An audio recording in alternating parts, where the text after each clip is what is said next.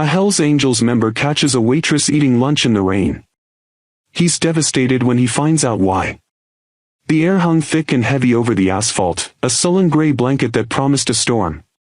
Beneath it, the roar of a custom-built Harley-Davidson cut through the quiet hum of the highway, a defiant growl that announced the arrival of its rider.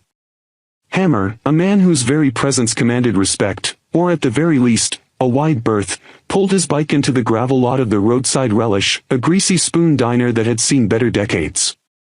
His patched leather vest, emblazoned with the infamous Hells Angels insignia, was a stark declaration of his allegiance, a second skin worn with an almost religious fervor. He dismounted with a fluid, practiced ease that belied his formidable frame, the heavy boots thudding softly on the loose stones. His face, etched with the stories of countless miles and untold skirmishes, was a roadmap of a life lived on the edge. A grizzled beard framed a jaw that rarely softened, and eyes the color of steel glinted from beneath the brim of a worn cap. He wasn't here for trouble, not today. He was here for a cup of coffee, black as night, and maybe a slice of pie, a ritual he observed whenever his routes took him through this forgotten stretch of road. Inside, the diner was a symphony of mundane life, the clatter of plates, the hiss of the coffee machine, the low murmur of conversations.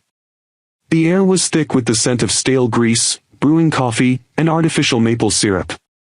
Hammer slid into a booth at the back, a strategic spot that allowed him to survey the room without drawing undue attention. He preferred to observe, to catalog the faces and the rhythms of a world that often seemed utterly alien to his own.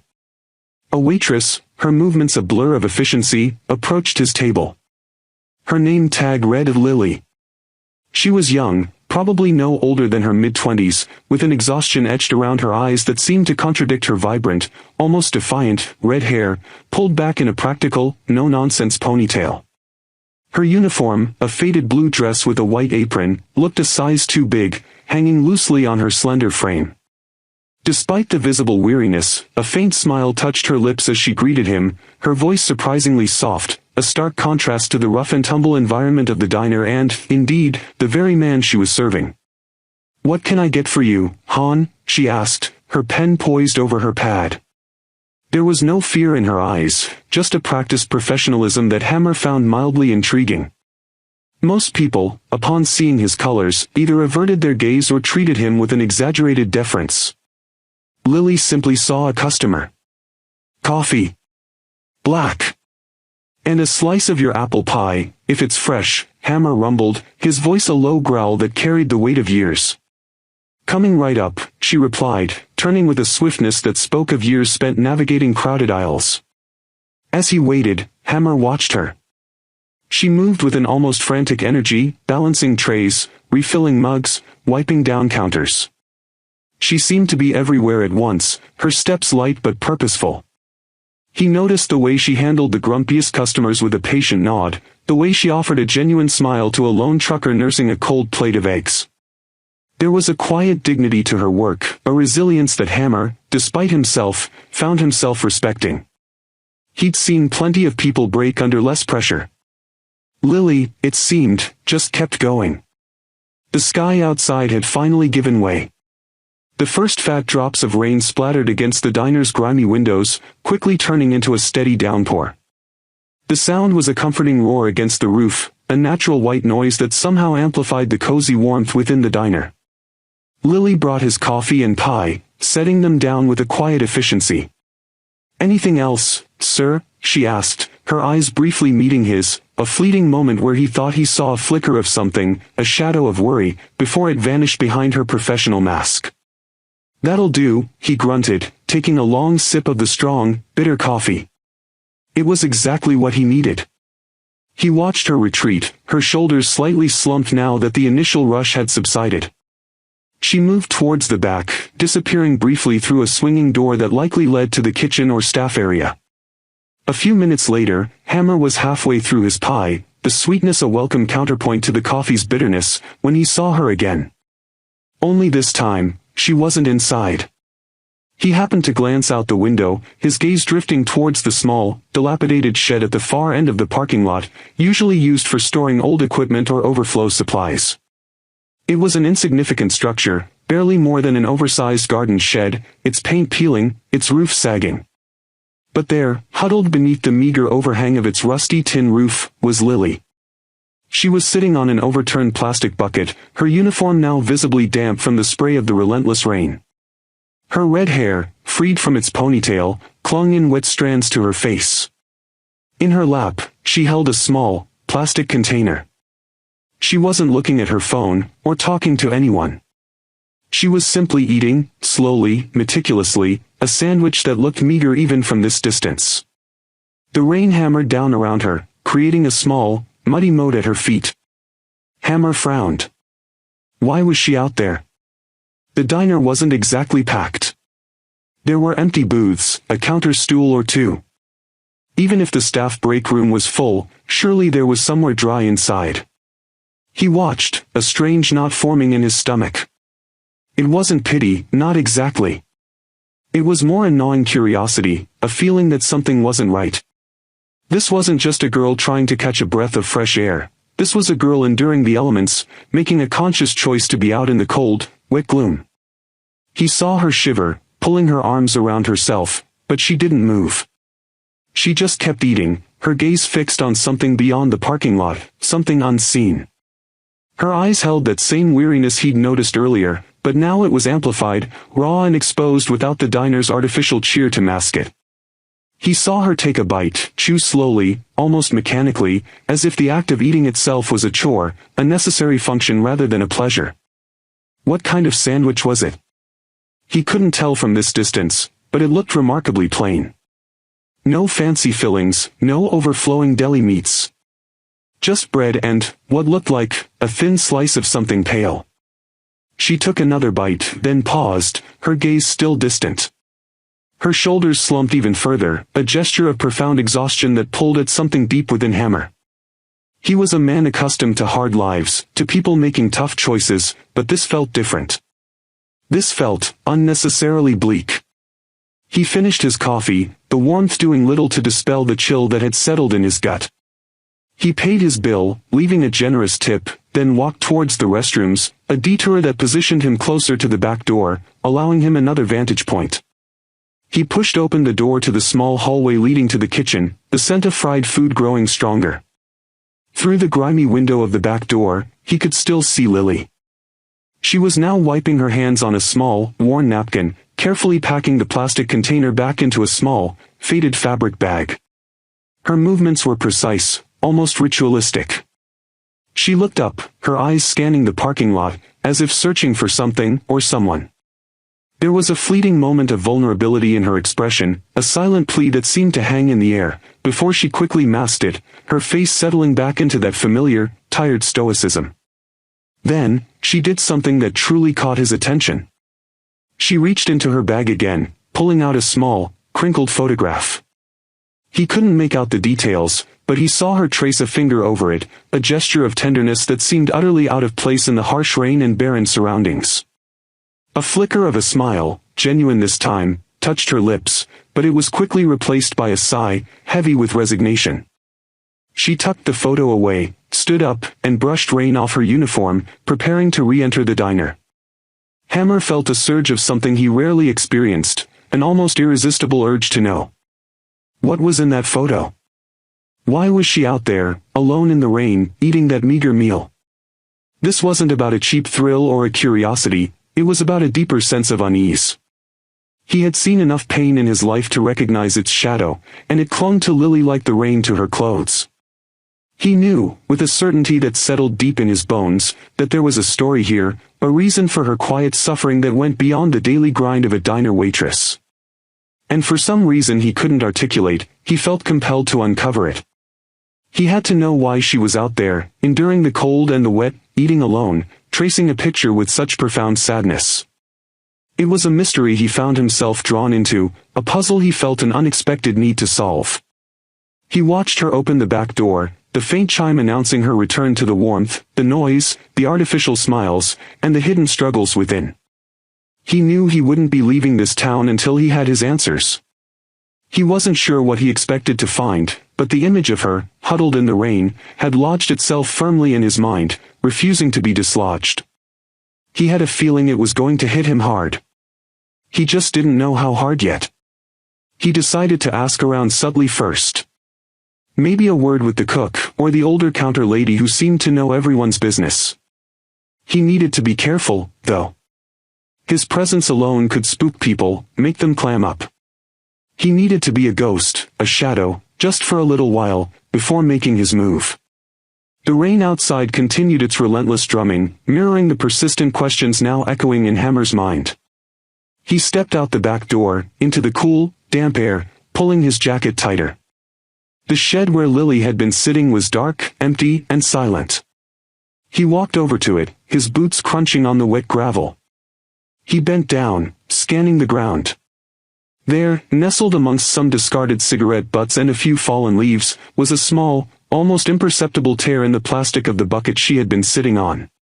It was a detail so minor, so insignificant, yet it seemed to speak volumes about the wear and tear of a life lived on the fringes. He stood up, turning his gaze back towards the diner, a new resolve hardening his features. He wouldn't let this go. Not now. Hammer lingered in the diner, nursing another cup of black coffee. The rain outside had settled into a steady, monotonous rhythm, a backdrop to the diner's familiar cacophony. He watched Lily move, a ghost of her former frantic energy, her steps now heavier, her shoulders more visibly slumped. He saw the faint tremor in her hands as she poured coffee, a sign of exhaustion that went beyond a long shift. His mind replayed the image of her in the rain, the plain sandwich, the crinkled photograph. The urge to know had solidified into a quiet resolve. He caught the eye of the cook, a burly man named Gus, whose face was perpetually slick with grease and sweat. Gus was known for his surly disposition but also for his encyclopedic knowledge of local gossip.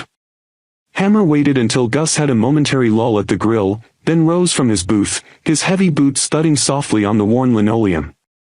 He approached the counter, pulling up a stool a few feet from the kitchen pass-through. "Morning, Gus," Hammer rumbled, his voice low, almost conversational. Gus grunted in response, flipping a burger with practiced ease. "What'll it be? Another coffee?" "Nah, I'm good for now," Hammer replied, gesturing vaguely towards his booth. "Just wondering about your crew. Seems like you got a good one." He paused, letting the compliment hang in the air. "That redhead, Lily. She's a hard worker." Gus snorted, wiping his hands on a greasy towel. "Hard worker? She's a machine. Doesn't stop. Too damn much, if you ask me."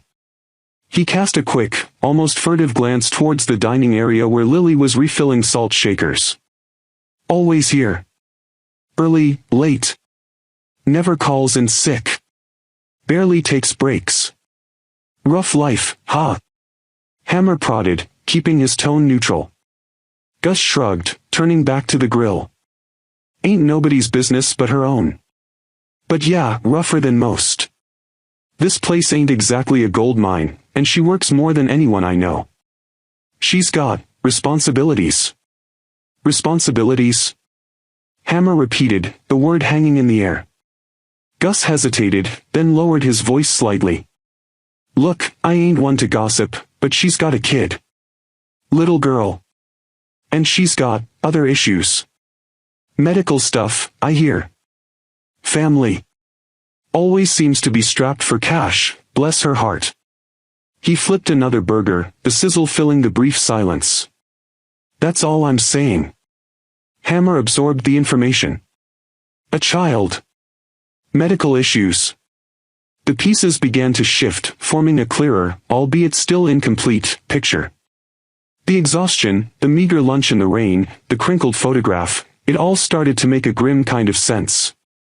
He thanked Gus, leaving a crisp $20 bill on the counter, ostensibly for the coffee. Gus eyed it, surprised, then nodded curtly. Hammer returned to his booth, his gaze now fixed on Lily with a new intensity. He watched her interact with customers, her smile still faint but present, even as her eyes betrayed a deeper fatigue. He noticed the way she subtly favored her left arm, a slight wince when she lifted a heavy tray. Was that part of the medical stuff Gus mentioned?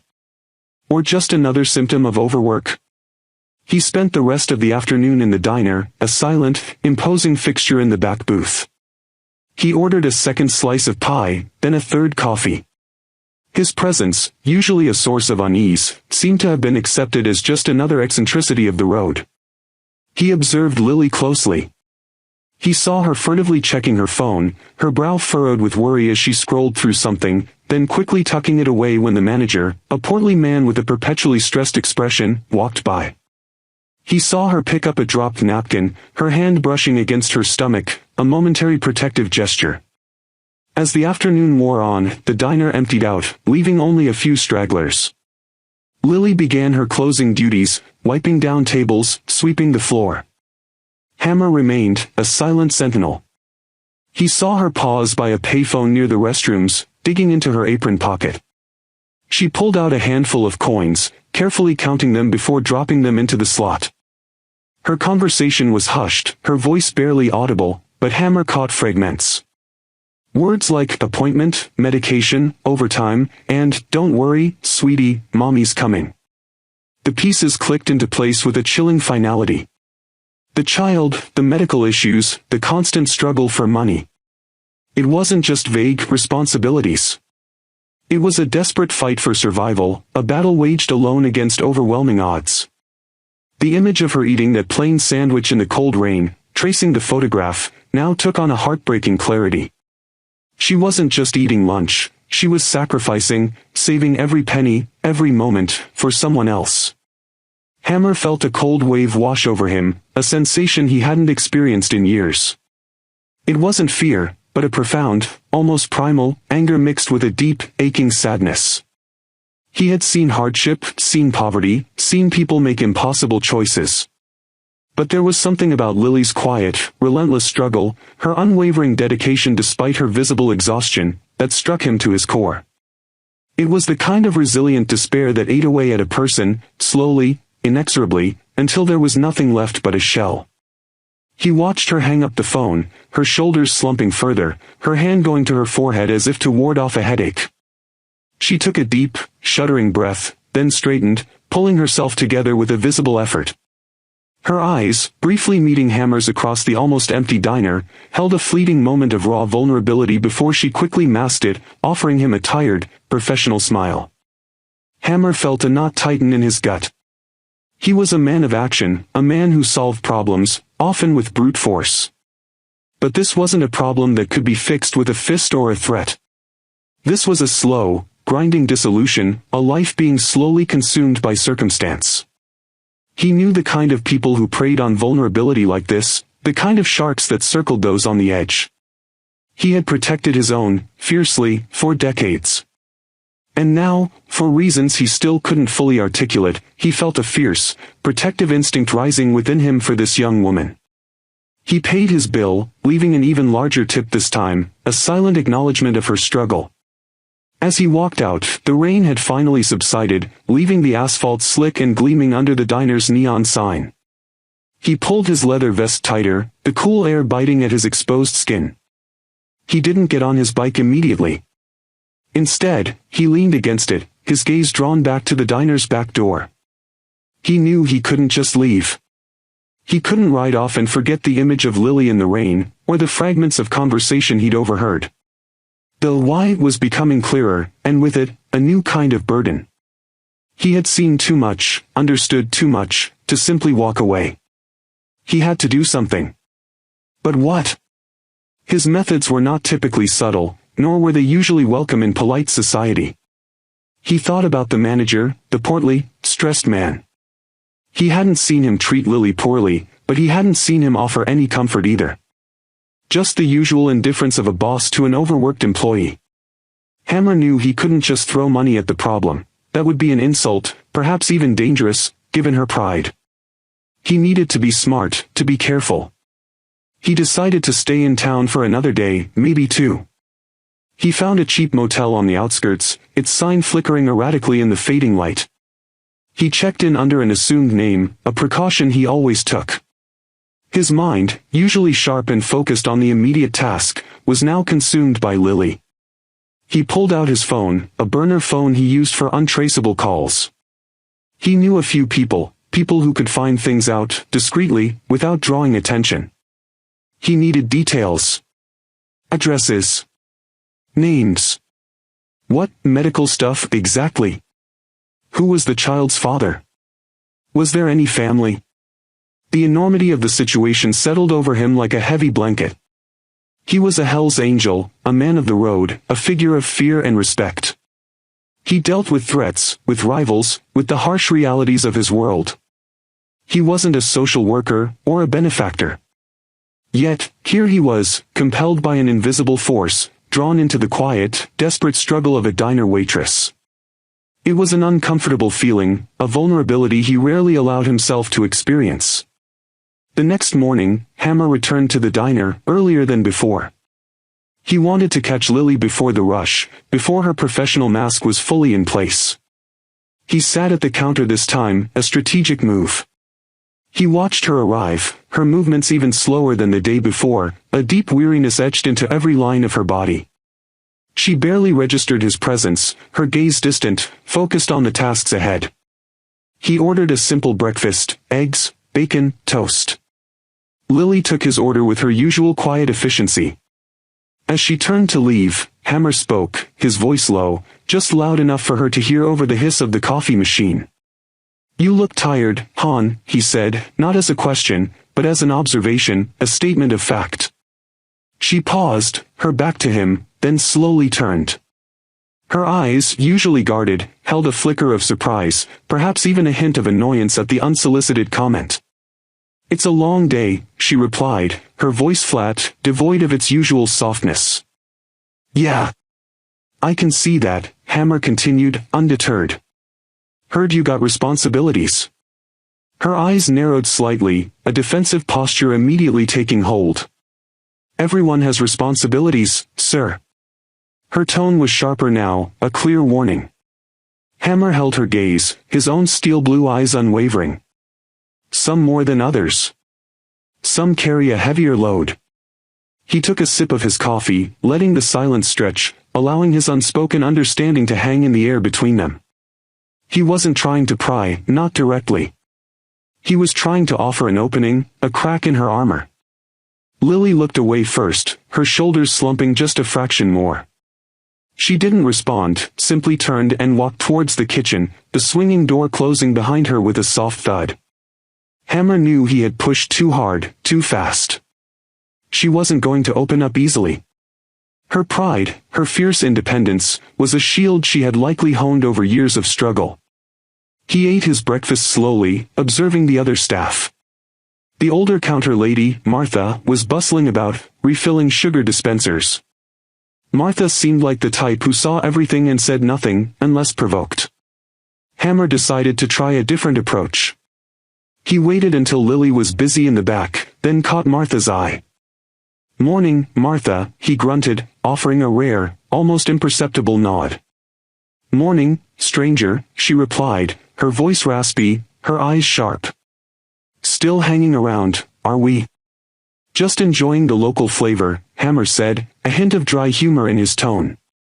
"Say, that Lily. She really something else. Always working." Martha sighed, wiping down the counter with a practiced motion. "Bless her heart. She tries. She really does." She lowered her voice, leaning closer. "It's her little girl, you know. Sarah. Got a rare condition. Needs constant care, expensive medicine. And the father, well, he's long gone, worthless piece of trash. Left her high and dry when things got tough." Hammer felt a fresh wave of cold anger. A child with a rare condition. A deadbeat father. The picture was now almost complete, and it was far worse than he had imagined.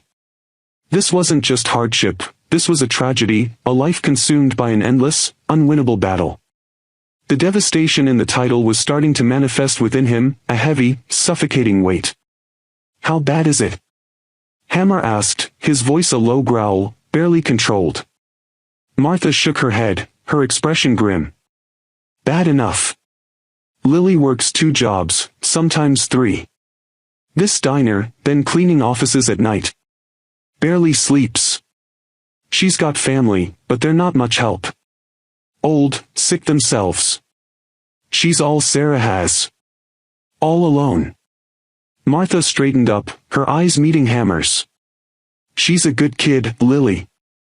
Too good for what life's thrown at her. Hammer just nodded, his jaw tight. He finished his breakfast in silence, the food tasting like ash in his mouth.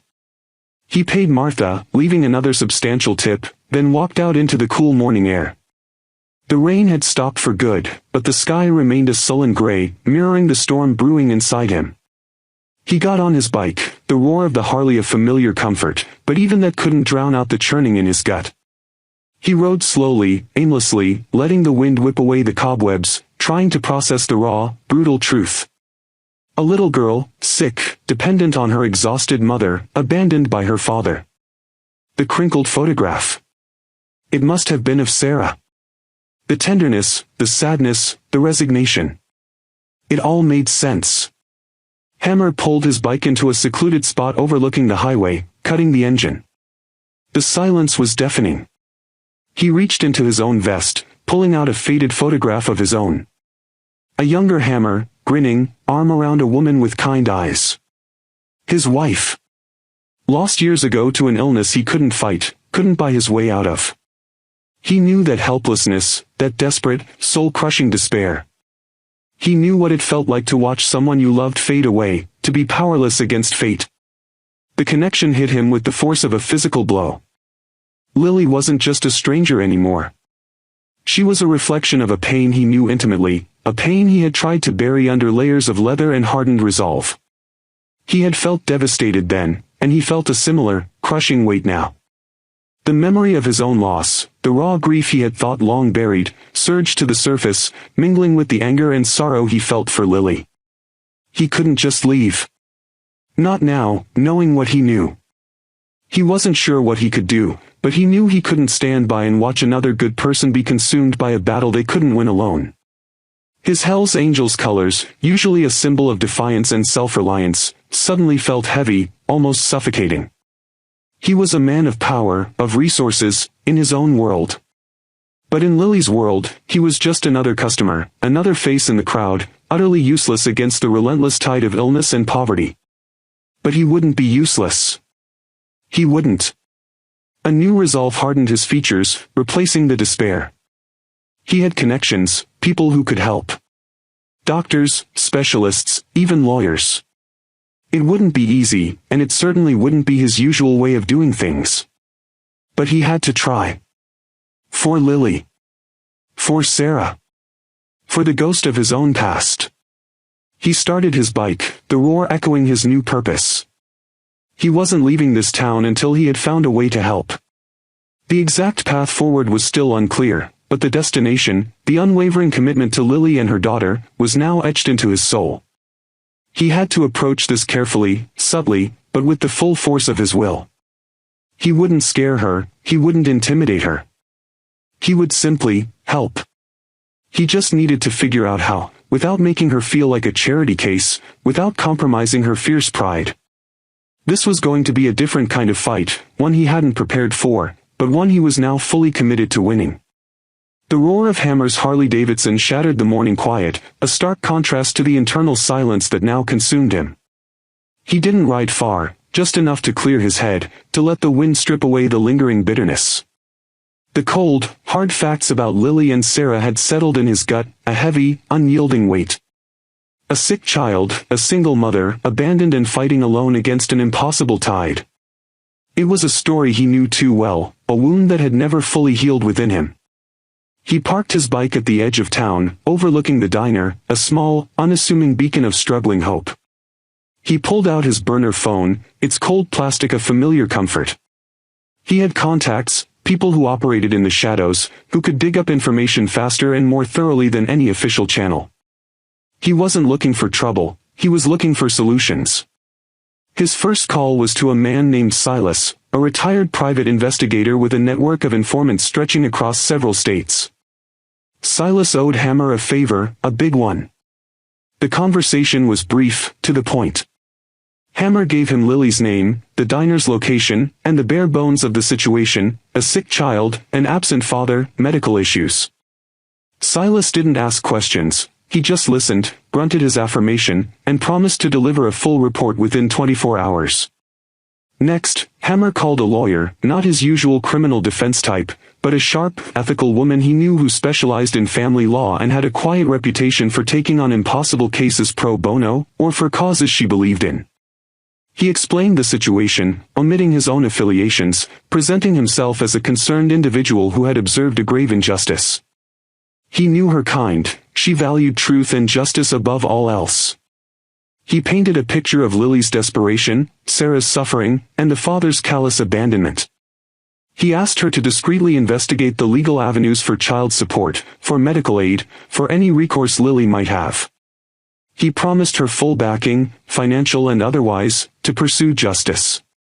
While Silas worked on gathering information and the lawyer began her initial inquiries, Hammer remained in town, a silent guardian. He avoided the diner, not wanting to spook Lily or draw undue attention to himself. Instead, he spent his time observing from a distance, watching the rhythm of the town, the comings and goings, building a mental map of Lily's life outside the diner. He saw her leaving late, her gait heavy, saw her getting into an old, sputtering car. He followed her discreetly one night, watching her pull up to a modest, slightly run-down apartment complex on the outskirts of town. He saw her carry a small, frail figure from the car, a child wrapped in a blanket, a tiny head resting on Lily's shoulder. That image, more than any other, solidified his resolve. Silas's report arrived the next day, a thick dossier of facts and figures. Sarah, indeed, suffered from a rare congenital heart condition requiring specialized, expensive medication and potentially multiple surgeries. The father, a man named Mark Jensen, had a history of petty crime and an even longer history of ducking responsibilities. He had moved out of state, working odd jobs, leaving no forwarding address. Lily worked 3 jobs, the diner, cleaning offices at night, and weekend shifts at a local convenience store. Her meager earnings barely covered rent and Sarah's basic needs, let alone the spiraling medical bills. She was drowning, slowly and silently. The lawyer's initial findings confirmed the grim legal reality: Mark Jensen was a ghost, hard to track, harder to extract money from. Legal battles would be long, costly, and emotionally draining for Lily. But the lawyer, impressed by Hammer's quiet determination and the sheer injustice of the situation, was already committed. Hammer knew he couldn't simply hand Lily money.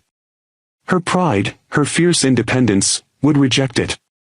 He needed a different approach, one that respected her dignity while providing the lifeline she so desperately needed. He thought about the diner. It was a dying business, a relic. But it had potential, a certain charm, if only it had the right management and a fresh injection of capital. He made a decision. He called one of his trusted associates, a man named Specs, a financial wizard who handled the club's legitimate investments. Hammer instructed Specs to discreetly investigate the Roadside Relish diner, its ownership, its financial situation. He wanted to buy it. Not as a Hell's Angel enterprise, but as a private investment, a way to create a haven for Lily. The process was slow, painstaking. Specs worked his magic, navigating shell corporations and anonymous buyers. Within a week, the diner changed hands, the original owner, a perpetually tired man named Frank, happy to unload a failing business. Hammer remained in the shadows, a ghost in the transaction. His next step was to introduce a new manager, a consultant tasked with revitalizing the diner. He chose an older woman named Clara, a no-nonsense restaurateur who had once run a successful chain of diners before retiring. Clara was tough but fair, with a keen eye for talent and a heart of gold beneath her gruff exterior. Hammer met with her, explaining the situation, not entirely truthfully, but enough to convey the essential need: Lily needed a better life, and Clara was the key. He offered Clara a generous salary and a share of the diner's future profits, giving her full autonomy to run the place, with one unspoken understanding: Lily was to be taken care of. Clara arrived at the diner a few days later, a whirlwind of energy and sharp observations. She immediately began shaking things up, much to the initial dismay of Gus the cook and the other longtime staff. Lily, ever the professional, watched with cautious optimism. Clara observed Lily for a few days, recognizing the young woman's incredible work ethic, her kindness, and her profound exhaustion. One quiet afternoon, Clara called Lily aside. "Lily," she began, her voice firm but not unkind, "I've been watching you. You're the backbone of this place. You work harder than anyone I've ever seen. But you're burning yourself out." Lily bristled slightly, her pride evident. "I have to, ma'am. I have responsibilities." Clara nodded. "I know. And that's why I'm making you an offer. I'm restructuring the diner. We're going to renovate, expand the menu, make this place shine again. And I need a strong, dedicated assistant manager. Someone who knows this place inside and out, someone I can trust." She paused, her eyes meeting Lily's. "That someone is you. It comes with a substantial pay raise, set hours, and full health benefits for you and your dependents. Including dental and vision." Lily stared at her, dumbfounded. The words, pay raise, and health benefits for dependents echoed in her mind. It was more than she could have dreamed of, a lifeline dropped from the sky. Her eyes welled up, but she blinked back the tears fiercely. I don't know what to say, ma'am. I'm just a waitress." "You're more than that, Lily," Clara said, a rare soft note in her voice. "You're a survivor. And you deserve a chance to do more than just survive. Think about it. The offer's on the table." Lily accepted. The change was almost immediate. With better pay and stable hours, she was able to cut back on her other jobs. The comprehensive health insurance meant Sarah could finally see the specialists she needed, without the crushing weight of medical debt. Meanwhile, the lawyer, empowered by Hammer's anonymous financial backing, had located Mark Jensen. A subtle but firm approach was taken. Jensen was served with legal papers, making it clear that a powerful, well-funded entity was now pursuing him for child support and back payments. He was given a choice: comply, or face the full, relentless force of the legal system, which, as Hammer's associates made clear, could make his life very uncomfortable. Jensen, recognizing the implied threat behind the polite legal language, quickly agreed to a settlement, terrified by the unknown forces that had suddenly taken an interest in his past. Sarah's health began to improve. The new doctors, the consistent medication, and Lily's reduced stress all contributed to a brighter outlook. The little girl, once so frail, started to show more energy, more smiles. Lily, though still tired, carried herself with a new lightness, a glimmer of hope in her eyes that Hammer hadn't seen before. Hammer watched all of this unfold from a distance, a silent architect of change. He occasionally stopped by the diner, a familiar face now, but always in the background. He saw Lily, vibrant and efficient behind the counter, a genuine smile now touching her lips as she interacted with customers. He saw the new life in her eyes, the worry lines around them visibly softened. He knew his job was done. One evening, as the diner was closing, Hammer sat at his usual booth, nursing a final cup of coffee. Lily approached his table, her uniform crisp, her red hair tied back in a neat ponytail. "Sir," she began, her voice soft, "I just wanted to thank you." Hammer looked up, his steel blue eyes meeting hers. "For what, hon?" "For everything," she replied, a faint blush on her cheeks. "I don't know how, but since you started coming here, things have changed. For the better. Clara told me the new owner is a good man, someone who wants to help the community. And I know you've been watching out." She paused, a small, genuine smile gracing her lips. "Thank you." Hammer grunted, a rare, almost imperceptible smile touching his own lips.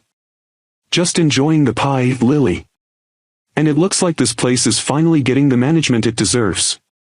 He left a generous tip, as always, then rose from the booth. As he walked out, the newly renovated diner glowed under the evening sky, its neon sign casting a warm, inviting light.